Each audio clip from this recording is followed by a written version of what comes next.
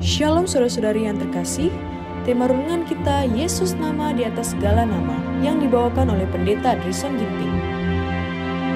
Selamat pagi, renungan kita hari ini Jumat 7 Juni 2024 dengan judul Orang Nazaret yang Rendah Hati. Ayatnya di dalam Yohanes 1 ayat 46 dan 47. Kata Natanael kepadanya, "Mungkinkah sesuatu yang baik datang dari Nazaret?" Kata Filipus kepadanya, "Mari dan lihatlah." Dalam kerendahan hati, Kristus memulai pekerjaan yang luar biasa untuk mengangkat umat yang telah jatuh, melintasi kota-kota dan tempat-tempat belajar yang terkenal. Dia membuat rumahnya di desa Nazaret yang sederhana dan tidak dikenal. Di tempat ini yang biasanya dianggap tidak ada kebaikan yang dapat dihasilkan. Penebus dunia melewati sebagian besar hidupnya dengan bekerja di pertukangannya sebagai tukang kayu. Rumahnya terdapat di antara orang-orang miskin. Keluarganya tidak dikenal karena pendidikan, kekayaan, atau posisi. Di jalan yang harus ditempuh oleh orang miskin, yang diabaikan dan yang susah, dia berjalan saat berada di bumi, mengambil ke atas dirinya semua penderitaan yang harus ditanggung oleh orang yang sengsara. Adalah kebanggaan orang-orang Yahudi bahwa Mesias akan datang sebagai seorang raja, menaklukkan musuh-musuhnya dan menginjak-injak orang kafir dalam murkanya. Tetapi bukanlah misi Kristus untuk meninggikan pria dan wanita dengan melayani kesombongan mereka. Dia, orang Nazaret yang rendah hati, mungkin telah menghina kesombongan dunia karena dia adalah komandan di istana surgawi. Tetapi dia datang dengan segala kerendahan hati, menunjukkan bahwa bukanlah kekayaan atau kedudukan, bahkan otoritas yang dihormati oleh Allah di surga, tetapi bahwa dia menghormati hati yang menyesal, yang dimuliakan oleh kuasa kasih karunia Kristus. Kristus menggunakan seluruh kehidupannya dengan kerja keras dan penyangkalan diri demi kita, dengan sebuah pengorbanan yang luar biasa untuk kita. Kristus adalah juru selamat yang hidup. Saat ini dia duduk di sebelah kanan Allah sebagai pengacara kita, perantara bagi kita, dan dia memanggil kita untuk memandang kepadanya dan diselamatkan. Tetapi selalu menjadi tujuan yang ditekadkan oleh si penggoda untuk mengaburkan Yesus dari pandangan, agar kita dapat dituntun untuk bersandar pada lengan kemanusiaan untuk pertolongan dan kekuatan. Dan dia telah menyelesaikan tujuannya dengan sangat baik, sehingga kita memalingkan pandangan kita dari Yesus yang di dalamnya semua harapan hidup kekal terpusat, memandang kepada sesama manusia untuk bantuan dan bimbingan. Sebagaimana ular ditinggikan di padang belantara oleh Musa, agar semua yang telah digigit oleh ular-ular yang ganas dapat melihat dan hidup, demikian pula Anak Manusia harus ditinggikan di hadapan dunia oleh para hambanya. Renungkan lebih dalam, bagaimana saya menolak godaan dunia untuk kekuasaan, kekayaan, dan ketenaran. Umat Tuhan yang terkasih, Yesus adalah contoh teladan yang harus kita turuti dan ikuti. Bagaimana dia hadir di dunia ini, dia mengambil satu tempat yang dikatakan bahwa tidak ada yang baik yang datang dari Nazaret.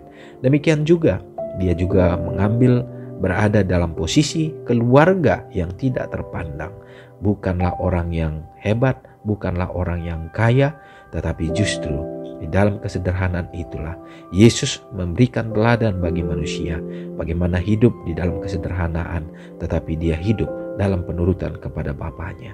Saudaraku, Yesus bertumbuh dalam kemanusiaannya dan dia dipandang sebagai anak yang semakin dikasihi, dan dia juga menjadi teladan di dalam perkembangan sebagai manusia. Terlebih lagi bagaimana dia sebagai sosok raja di surga yang meninggalkan kemuliaannya untuk kita. Tidak ada yang lain yang dapat memberikan keselamatan selain daripada Yesus.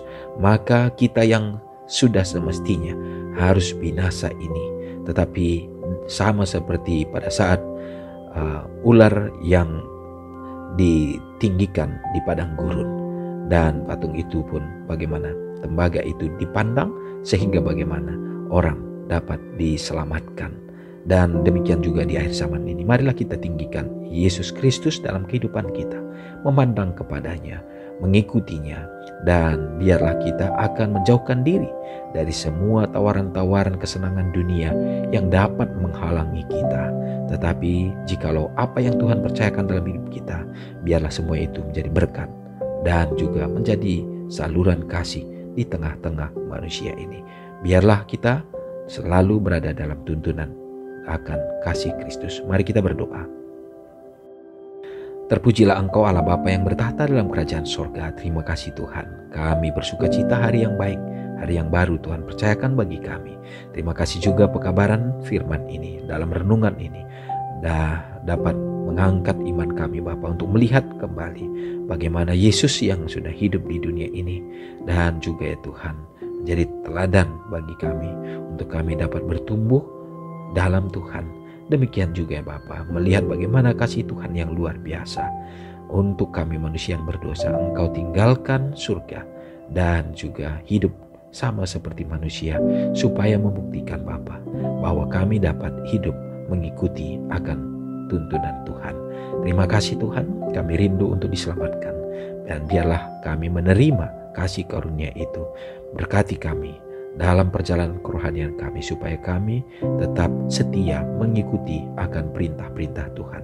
Berkati dalam semua kehidupan, dalam pekerjaan, berikanlah keberhasilan, supaya umat-umat Tuhan tetap juga dapat bersuka cita dalam memberikan kebutuhan yang terbaik bagi anak-anak yang Engkau karuniakan di tengah keluarga, dan orang-orang yang sakit yang berada di dalam keperluan kebutuhan untuk pertolongan daripada Tuhan. Biarlah Engkau yang akan memberkati. Berikanlah kiranya berkat yang berkelimpahan, penumpangan kuasa-Mu menjadi bahagian mereka.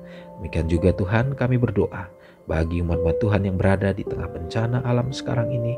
Tuhan juga yang akan menjaga, memberkati mereka, menjauhkan dari mara bahaya. Ya Bapa, kami yakin dan percaya begitu banyak hal yang kami mohonkan. Tuhan tahu yang terbaik menjadi bahagian kami. Biarlah kiranya itu menjadi jawaban atas segala doa-doa kami. Terpujilah Engkau Bapa, mengampuni dosa kami. Doa ini kami serahkan dalam nama Yesus yang sudah menyelamatkan kami. Amin. Selamat pagi, selamat beraktivitas. Tuhan Yesus memberkati. Ingatlah Matius 5 ayat 13-16. Biarlah kamu menjadi garam yang mengasinkan dan terang yang menyinari kehidupan orang lain. Jangan lupa subscribe, like, dan share ke seluruh dunia.